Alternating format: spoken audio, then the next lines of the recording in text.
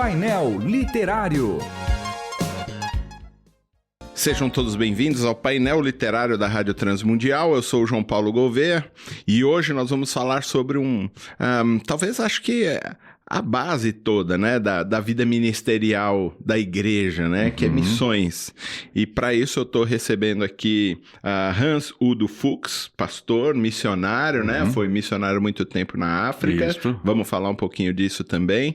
E para falar sobre o livro A Nova Face da Missão, com o prefácio de Volney Faustini, Desafios Plurais de um Mundo em Convulsão, da editora Descoberta. Seja bem-vindo, Pastor Hans. Obrigado. É um prazer estar com vocês. Fui funcionário da Rádio Transmundial. Então, isso eu ia perguntar. Já foi até funcionário, né? Quase 50 anos atrás, em 77 até 79. Fui fazer faculdade de teologia à noite e aqui eu trabalhava nos serviços gerais de banco e correio e a editora que começou naquela época, a RTM Editora. E o senhor fez qual faculdade? Batista, aqui em Perdizes.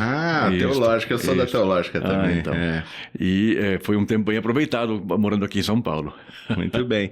E o senhor também fez o trabalho junto com a Junta de Missões Mundiais. Isso é mais recente.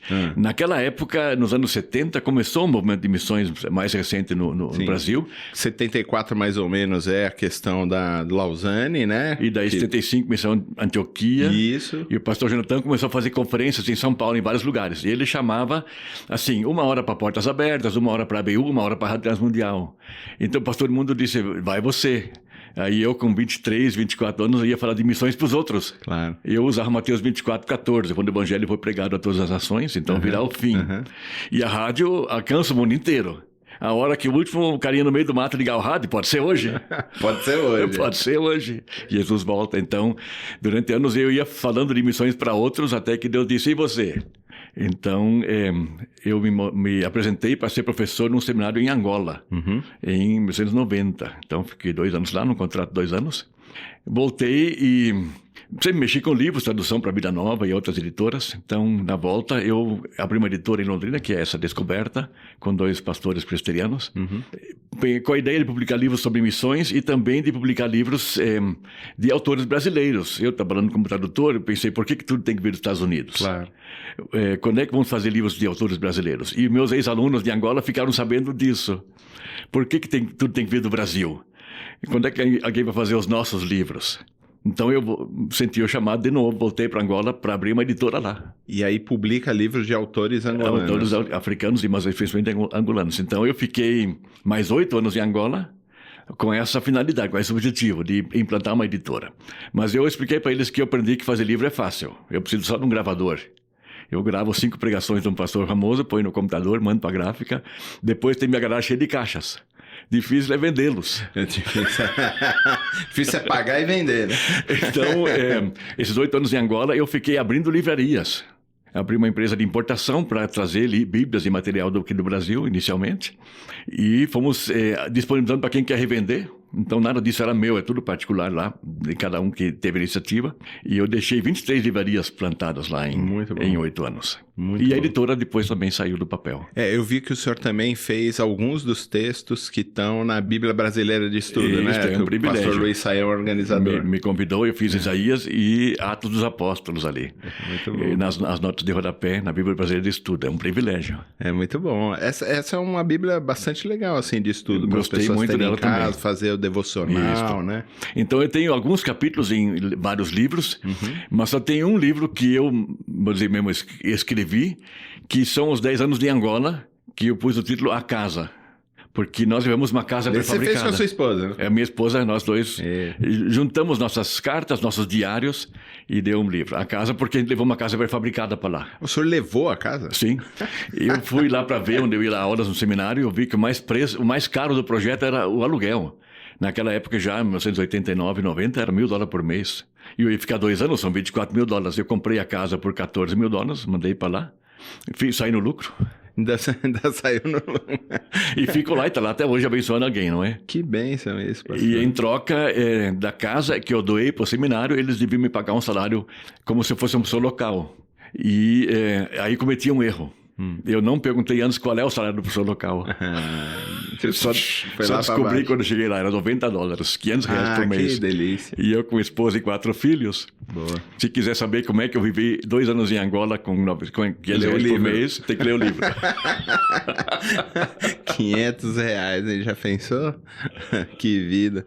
A gente tem também aqui um pastor angolano, pastor Cacuto. Ok. Ele faz um programa aqui, Caráter Primeiro. Isso. E ele faz junto com o pastor angolano também e fez muitos programas para rádio lá na Isaac Silvano. Isaac Silvano. Isso. Exatamente. Ele influenciou a minha visão para Angola, porque quando eu trabalhava na Rádio Transmundial, primeiro quem fazia programas em Umbundo era Firmino Chife, que morava em Osasco, e depois ele se aposentou, veio o Isaac, que era seminarista no Rio, ele vinha para aqui para gravar.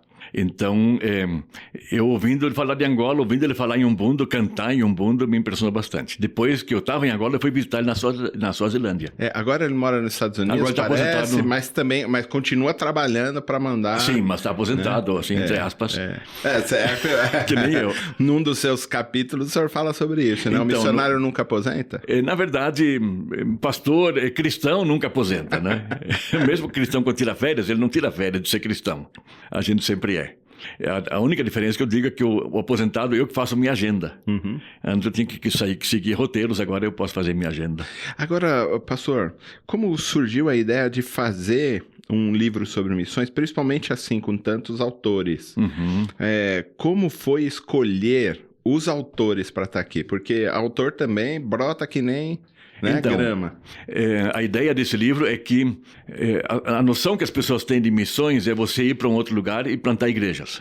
E com essa noção, quando eu quis ir para Angola, eu contactei uma agência e eu disse, olha, quero uma agência que me envie para Angola. Que bom, vamos mandar um grupo para você plantar uma igreja. Mas eu não vou plantar igreja, vou dar aula no seminário. Então, essa noção de plantar igreja, evangelizar, é a única que está na cabeça de muita gente em termos de missões. E esse livro tem vários capítulos que mostram que missões é muito mais variado. Você pode fazer muitas coisas com muitas profissões, muitas habilidades no campo missionário. Pode ser enfermagem e trabalhar para ajudar num hospital. Isso pode e continuar evangelizando a partir da sua Pode ser livreiro abrindo livrarias. Pode ser um monte de coisa. Isso. Então, esse livro começou com um colega meu da Faculdade Batista que é advogado hoje em dia. E ele até já tinha publicado um artigo na revista Ultimato sobre as questões legais de ser missionário e da agência. Então, ele pensou, isso devia ser mais divulgado. Que é o Robson. Robson Ramos. Ah. E daí ele contactou alguns veteranos, em primeiro lugar.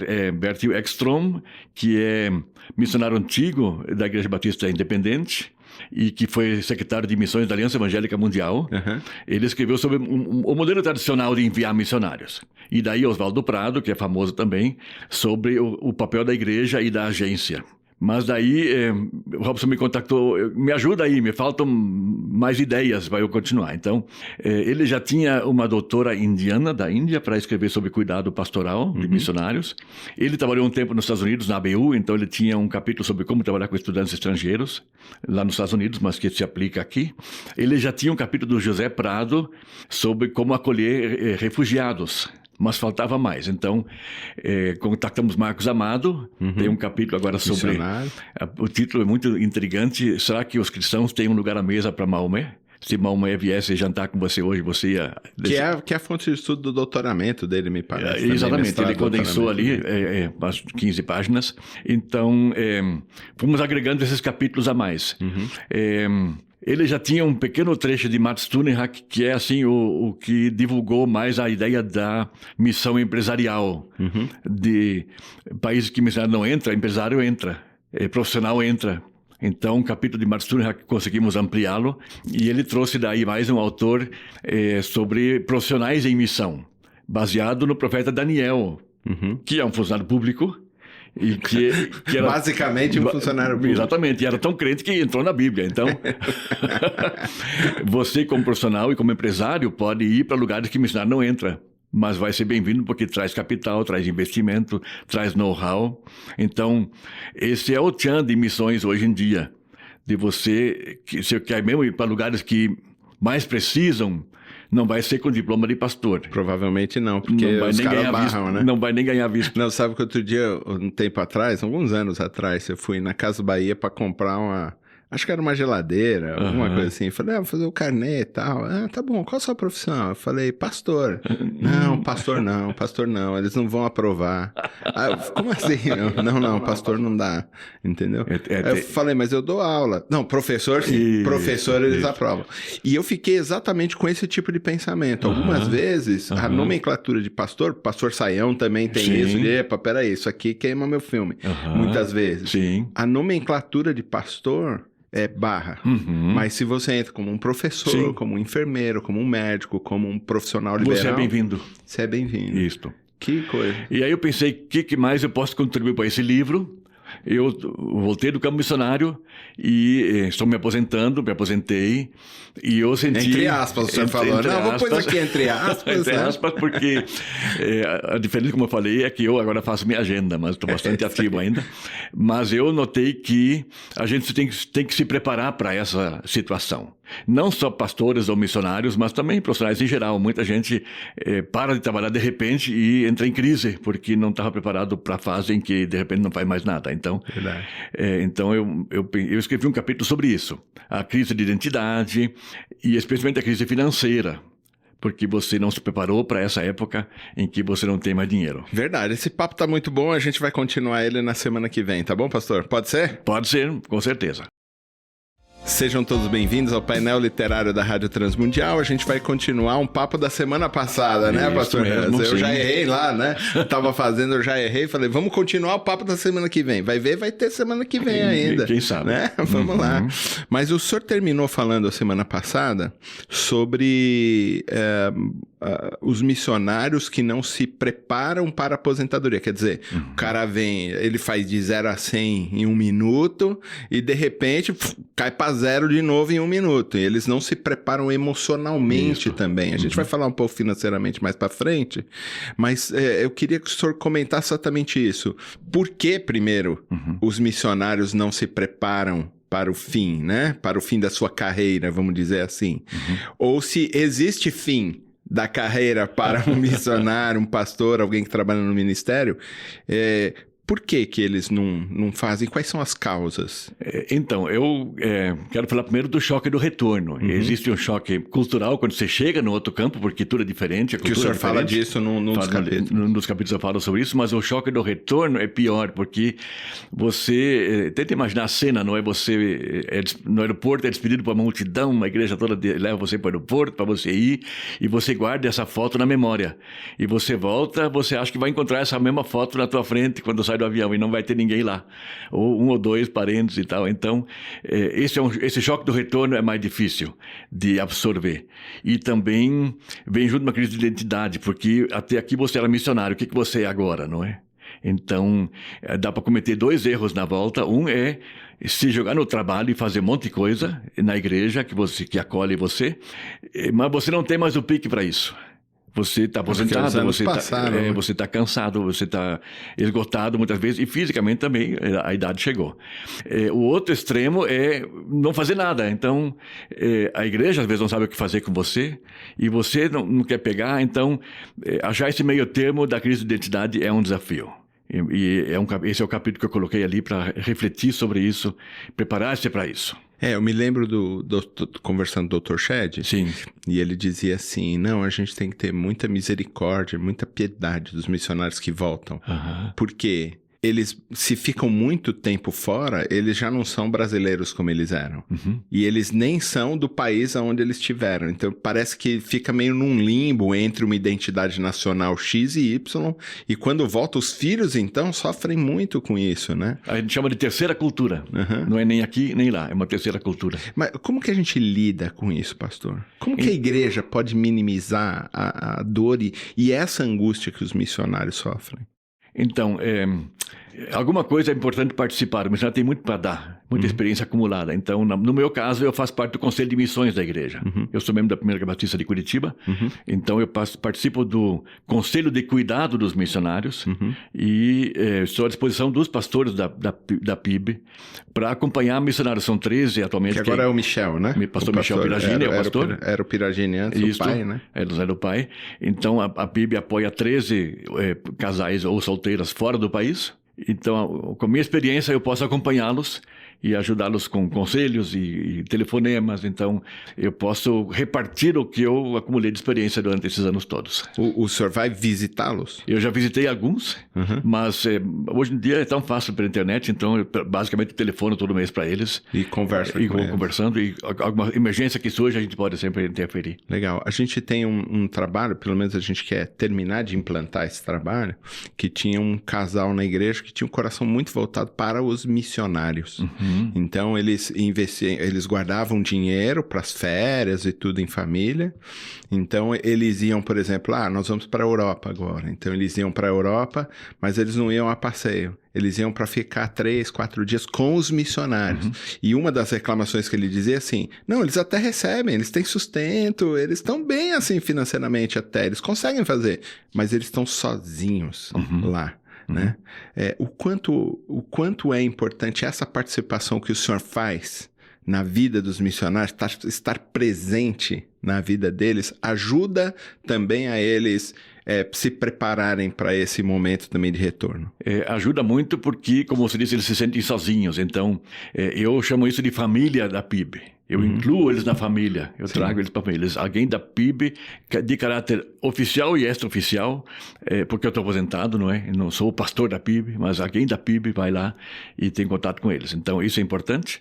Um lembrete importante para quem faz esse tipo de visita é saber que o caixa do missionário sempre está apertado. Então, eu nunca visito alguém sem contribuir, pelo menos, com aquilo que eu gastaria em casa, com comida e outras coisas. Então, eu calculo sempre em torno de 10 euros por dia, por pessoa, quando levo minha esposa, então 20 euros. Então, esse casal, ele faz isso. Ele vai pra lá, leva, faz tudo, faz compra. Se eu fico 4 dias, são 80 euros que eu deixo na mão ou que eu ajudo a fazer compra do mês. Boa. Importante. E como a igreja pode curar as feridas dos que voltam, porque muitas vezes eles voltam feridos. Com certeza. No caso da PIB, que é uma igreja grande, tem vários psicólogos disponíveis para receber os missionários. E mesmo a igreja pequena pode fazer contato com algum psicólogo da cidade que se dispõe a fazer o que a gente chama de debriefing, que é uma entrevista de chegada, para ele poder abrir o coração, derramar uma anamnese. Exatamente, fazer uma limpeza ali. Então, isso é importante. E depois, manter as visitas. A gente passou pelo choque do retorno várias vezes, minha esposa e eu, porque a gente já foi durante 30 anos indo e voltando para o campo. Nós aprendemos que a gente não pode esperar que alguém venha nos visitar. As pessoas sempre acham que a gente ainda está em Angola, eu já saí de lá faz muito tempo. Então, eu aprendi que eu tenho que visitar as pessoas. Então, de volta em Curitiba, eu escolhi 2 casais e eu punha na agenda. Todo mês eu ia visitar, ligava, estou indo aí visitar, todo mês eu visitava os 2 casais. Levou 1 ano até que um deles lembrou de visitar a gente. Que incrível isso. Por que isso acontece? Porque na mente deles o missionário é alguém que está lá fora. E eles gostam de ver alguém assim como quase no pedestal lá fora. Então, é difícil ver o missionário baixando do pedestal para o nível deles, dos crentes normais. Mas quem sente no coração de fazer essa ponte é uma coisa muito necessária e muito importante, de ir ao encontro do missionário e ser amigo dele. Visitar, levar para o churrasquinho, levar para o passeio. Então, é um desafio aí, porque dá para colocar para os crentes da igreja. Recebam os missionários que eles estão de volta, não é? E precisam reencontrar amigos, refazer amizades. O senhor conseguiria elencar, assim, alguns tipos de dores e de angústias que o próprio trabalho missionário traz? E que muitas vezes a igreja não percebe porque eles estão longe.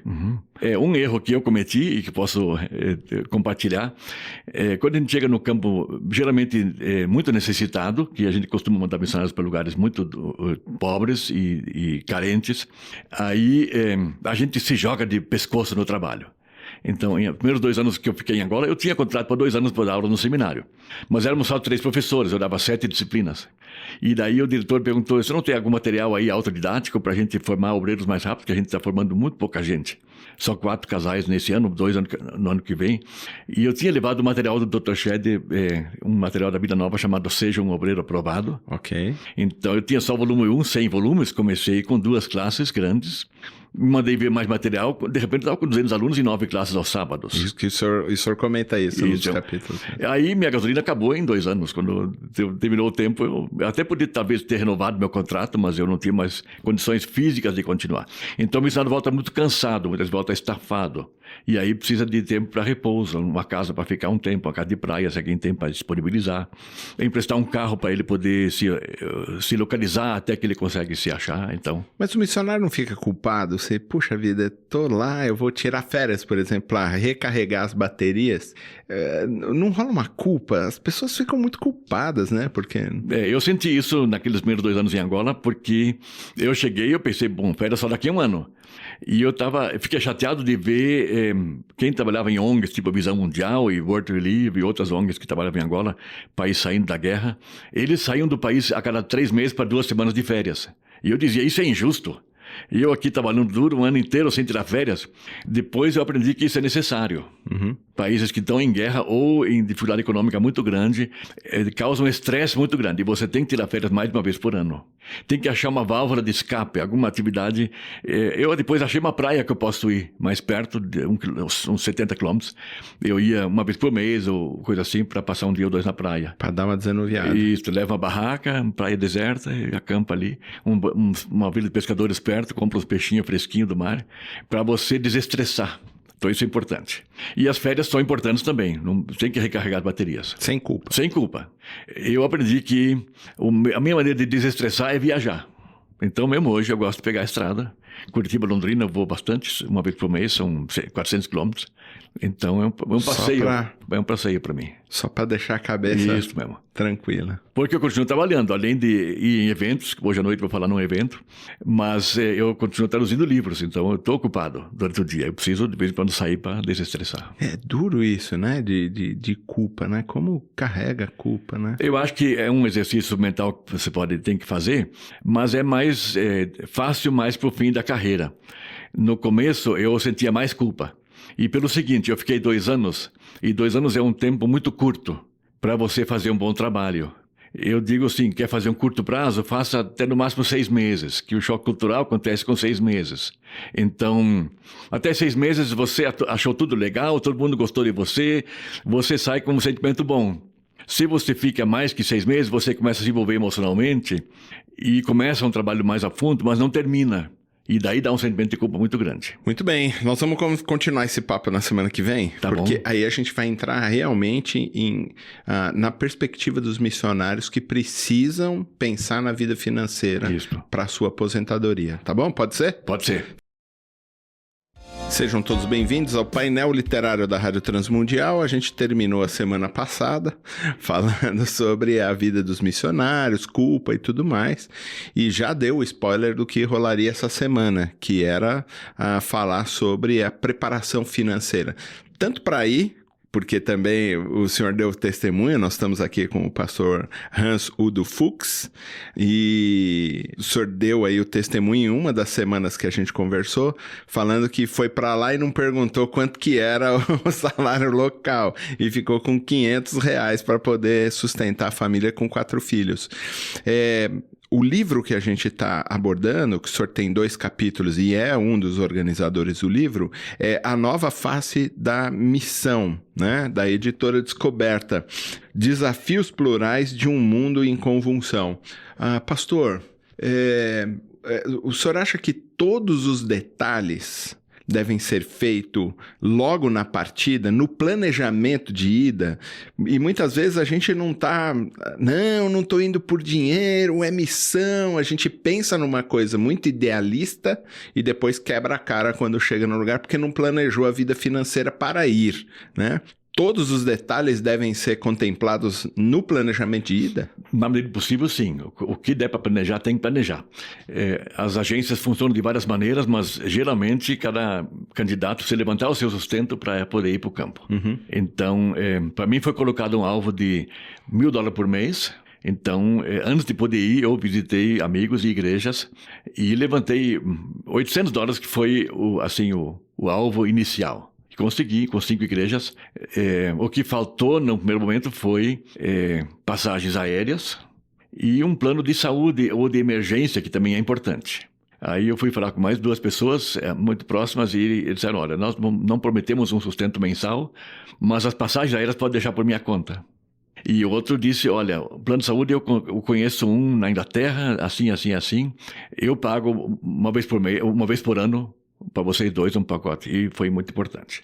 Então é importante sair com tudo isso amarrado antes de ir para o campo, porque depois lá fica muito complicado. De repente você está cada vez mais mês no fim do salário, não é? É verdade. E daí, sobra mais mês, né? Sobra mais mês no fim do salário, ou sobra mais salário no fim do mês. E aí você está em má situação, então tem que planejar antes. E sabendo que a tendência é que o sustento, os mantenedores vão diminuindo com o tempo, é bom ter um superávit no começo. Porque você não pode contar sempre com as pessoas. Não vou dizer Se que... a meta é 1.000, é importante 1.500. Ou 1.300, por exemplo, um pouco mais. Não vou dizer que... Não quero falar assim que as pessoas são mal intencionadas, mas circunstâncias variadas influenciam no caixa das pessoas. Claro. Uma coisa importante é pensar que se o tua despesa lá é em dólar ou em euro, as pessoas se comprometam com esse valor e não em reais. Claro, se aumentar o euro, a variação tem que acompanhar. Então, um amigo meu foi fazer doutorado na Inglaterra e eu disse para ele, olha, pode contar comigo. A primeira oferta é minha, 25 libras por mês. Então, eu sempre depositei na conta dele em reais, o valor correspondente a 25 libras.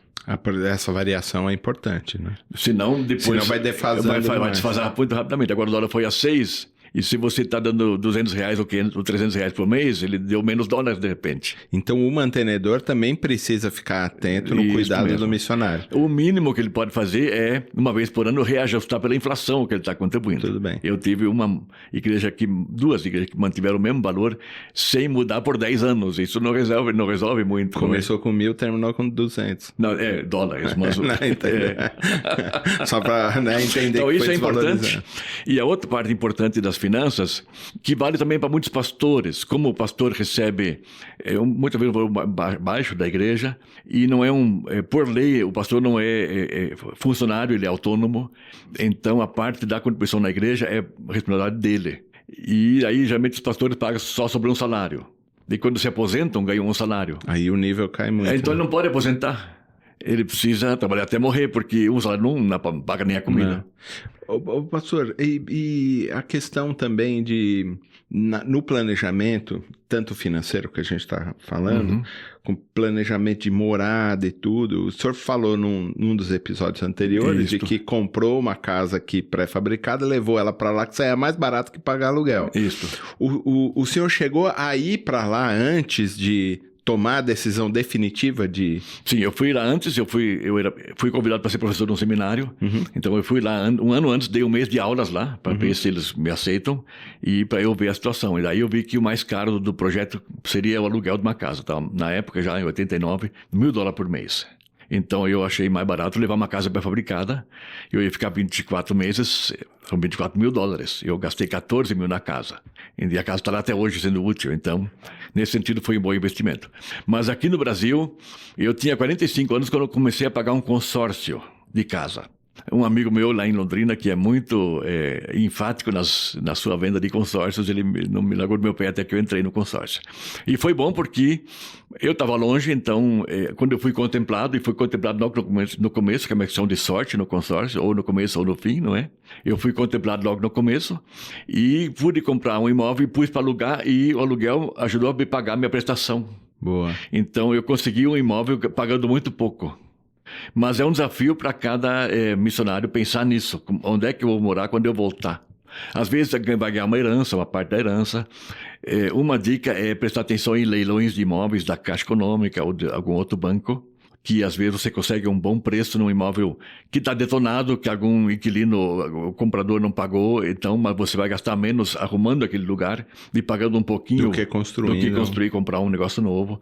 Mas é importante pensar nisso antes, para você não ficar na chuva quando você voltar. Tudo bem, a gente então pensou no futuro no sentido de ir. Isso. Então planejou, amarrou todas as coisas, mas na grande maioria das vezes a gente não pensa num planejamento de volta. Isso. Nem passagens para voltar com a família de X em X tempo para poder rearrumar, conversar com os missionários. Eu conheço missionários que tiveram enorme dificuldade para conseguir dinheiro para voltar só para conversar com os mantenedores. Sim. E tudo mais, com as igrejas mantenedoras. Por que os missionários fazem isso? Nós falamos sobre o planejamento inicial. Às vezes o planejamento não foi bem feito, o orçamento não está bem completo e ele vai assim mesmo. E aí o dinheiro acaba antes da data limite. Então isso é um erro de planejamento e um erro também, muitas vezes, das agências ou das igrejas que enviam, que não são fiéis no cumprimento dos seus compromissos. Então isso é um detalhe importante ali. No planejamento de ida. Isso. E o de volta. E o de volta ele tem que ter uma poupança, ele tem que separar um percentual do que ele recebe. Quer dizer, ele não deve se sentir culpado por estar separando uma parte do que ele recebe de ofertas agora, pensando no futuro. Uma boa meta seria 10% na poupança ou em algum investimento, para ele ter algum dinheiro para quando ele voltar. Planejar pelo INSS é importante. Pagar sobre um salário é o melhor investimento que tem. Você pode contribuir com bem pouco e vai ganhar um salário depois. Mais salários, vai ter que contribuir mais. E aí, às vezes, vale a pena fazer outro tipo de investimento. Mas tem que pensar em algum investimento. E tem muita gente boa para assessorar nesse sentido aí. O quanto o planejamento de volta é importante para o missionário. Muito. As igrejas estão acostumadas a enviar missionários, mas não planejam, não preveem que um dia ele volta. Tem que estar previsto, não é?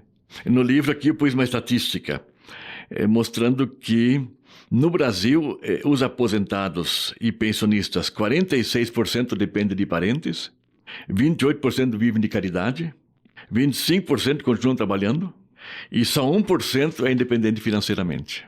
Isso de modo geral na população brasileira. É uma estatística que estava na nota de rodapé, diz a fonte. Então, o missionário e o pastor têm que se preparar para isso. E muitos pastores realmente não pagam nem o INSS. Nem INSS. Aí quando se aposentam, tem que ficar na casa dos parentes. Ou alguma caridade, não é? Eu sei de um pastor que quem acolheu ele foi a antiga empregada doméstica dele. Fica aqui em casa. Ele disse, olha, eu só vou se você promete que vai ficar comigo até o fim. Ela disse, não, pode vir. Que incrível isso. Que incrível. Por causa de falta de planejamento, de olhar o futuro. Sim. E falar... Então, eu que agora estou me aposentando, estou vendo essa necessidade financeira de ter planejado antes, não é? Mas o senhor planejou antes. Planejei antes e continuo trabalhando. Normal, tudo bem. O senhor acha que missionário, pastor, gente que trabalha no ministério não aposenta? Em termos de ministério, não. Mas é claro que o ritmo vai diminuir. Então, o que eu faço, eu estou à disposição para conferências, dar o meu testemunho, contar minhas experiências. Por exemplo, essa noite tem conferência onde eu vou contar dessa experiência de ser empresário no campo. Eu abri 23 livrarias, uma importadora e uma editora. Então, como é que é ser empresário no campo? Eu vou dar meu testemunho hoje à noite. Então, eu tenho ido em conferências, não muitas, que eu não sou um pregador famoso, não é? Mas... estou à disposição para dar... Muitos missionários pedem conselhos para mim. Jovens pastores, tem um que eu estou seguindo, ele pediu para eu ser o mentor dele por um tempo. Então, estou à disposição para isso. É a vantagem de ser aposentado e estar livre para atender as pessoas, ajudar as pessoas. Então, algumas dicas práticas. Pensar numa casa para morar. Isso. Né? Planejar isso. Pode ser um consórcio talvez seja uma boa alternativa, e pelo menos 10% do salário já ir reservando para também pagar INSS ou uma previdência privada, alguma coisa assim, né? Plano de saúde. Tem bons investimentos aí, previdência privada nem sempre é o melhor, mas aí tem bons consultores que podem dar dicas. Muito bem. Conversei aqui com o pastor Hans Udo Fuchs, missionário de Junta de Missões Mundiais, funcionário da Rádio Transmundial, olha aí, tá vendo? Quanta coisa aí aparece. Fundador, né, da editora Descoberta. E, pastor, foi um prazer poder conversar com o senhor sobre esse novo livro, A Nova Face da Missão, Desafios Plurais de um Mundo em Convulsão. Muito obrigado, viu, Foi pastor? Um prazer estar com vocês, que o livro seja bênção para muita gente. Amém, querido. Deus abençoe. Você ouviu Painel Literário. Produção e apresentação, João Paulo Gouveia. Realização Transmundial.